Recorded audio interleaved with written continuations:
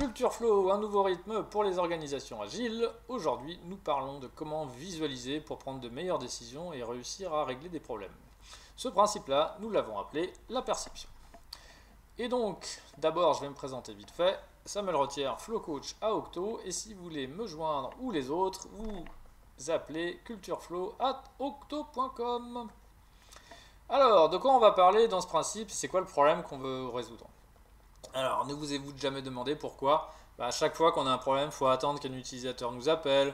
À chaque fois qu'on va livrer en prod, on n'est pas confiant. Tant sur le fonctionnement qu'on se demande si finalement ce qu'on fait, ça sert à quelque chose. Et donc là, c'est vraiment la question de mais en fait, pourquoi on fait les choses et à quoi ça sert et comment on pourrait mieux faire. Alors qu'en fait, on pourrait avoir un tableau de bord qui nous dit ah, t'as livré, bah là, tout run, ça marche. Là, je suis capable de dire ok, tu as apporté de la valeur. Ah non, t'aurais mieux fait d'aller manger des pizzas. Et aussi ce qui va nous permettre de dire, ok, il y a une anomalie, il faut regarder même avant qu'on nous appelle, et limite, on va résoudre le problème avant même que les gens s'en aperçoivent. Le principe tel qu'on l'a libellé, c'est que tout problème est résolu parce qu'il est rendu visible.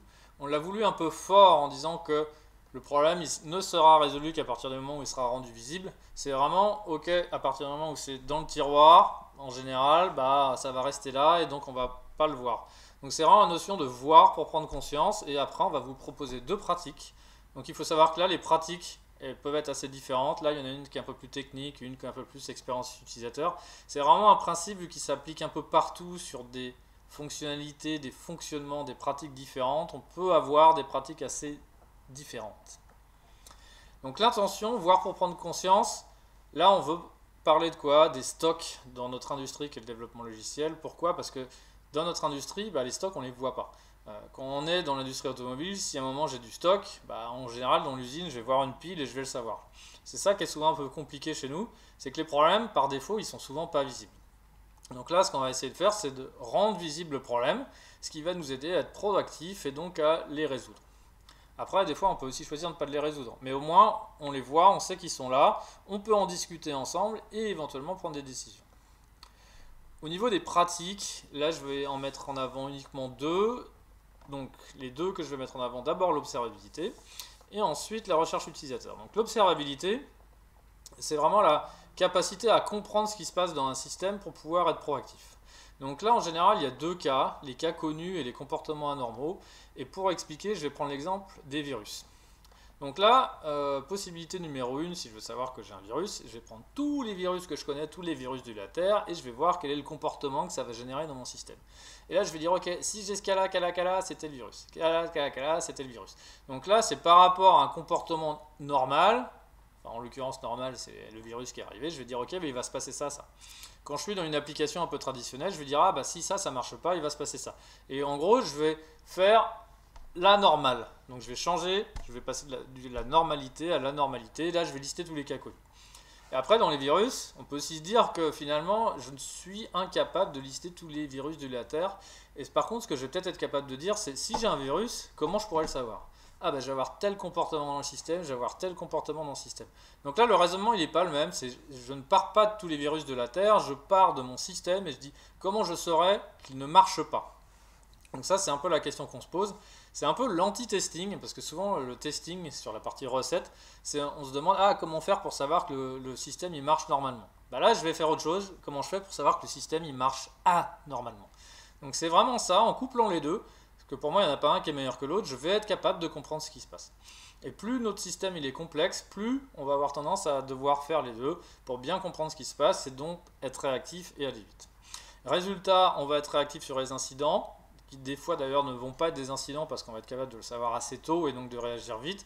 Nos alertes vont être meilleures et on va pouvoir avoir des sources potentielles d'amélioration pour le futur parce qu'on verra, ah là c'est en train de monter, pour la prochaine fois, qu'est-ce qu'on fait? Là c'est passé, mais on a eu du bol et on pourrait faire autrement. Deuxième pratique qu'on a envie de mettre en avant, qu'on considère d'ailleurs comme un peu plus facile que l'observabilité qui est souvent pas très simple à mettre en place au début, même si on le fait progressivement, ça va, c'est la notion de recherche utilisateur. Notion de recherche utilisateur, qu'est-ce qu'on va faire? On va aller sur le terrain pour comprendre les usages, les émotions, les problèmes. Comment on va le faire? Souvent on va parler de persona, on va parler aussi d'expérience map. Je vais prendre le parcours d'un utilisateur, je vais regarder dans chaque étape quelles sont ses émotions, qu'est-ce qui se passe et comment on pourra améliorer les choses. Et donc là, après, on va être capable de différencier les problèmes que nous souhaitons résoudre des problèmes qui ne nous gênent pas. En gros, c'est oh oui, bah, si je l'ai, tant mieux. Mais non, c'est pas ça. C'est qu'est-ce que tu veux vraiment et quels sont les problèmes qu'il faut résoudre. Une fois qu'on a ça, on est capable de le visualiser par donc l'expérience map, c'est une façon de visualiser, mais en tout cas, on est capable de montrer les choses et de dire ah, ce serait bien qu'on essaie de résoudre ce problème-là. Donc là, c'est un mélange d'émotions et de factuels qui va nous permettre de prendre des décisions.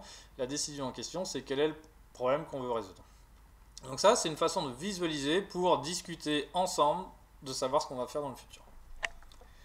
Si j'essaie de résumer, la perception, donc tout problème est résolu parce qu'il est rendu visible, avec un axiome fort qui est de dire bah, si vous ne visualisez pas le problème, souvent vous n'allez pas le traiter. Avec deux pratiques mises en avant cette fois-ci, l'observabilité pour savoir ce qui se passe et la recherche utilisateur pour dire qu'une idée c'est une hypothèse de problème et qu'en visualisant le problème, on verra si oui ou non on y va. Ce qui va nous permettre d'être proactifs sur les problèmes et les opportunités. Pour aller plus loin, il y a tout un livre qui s'appelle donc Culture Flow. Là, j'ai parlé de la perception, qui est le 4e principe à l'intérieur des principes à adopter.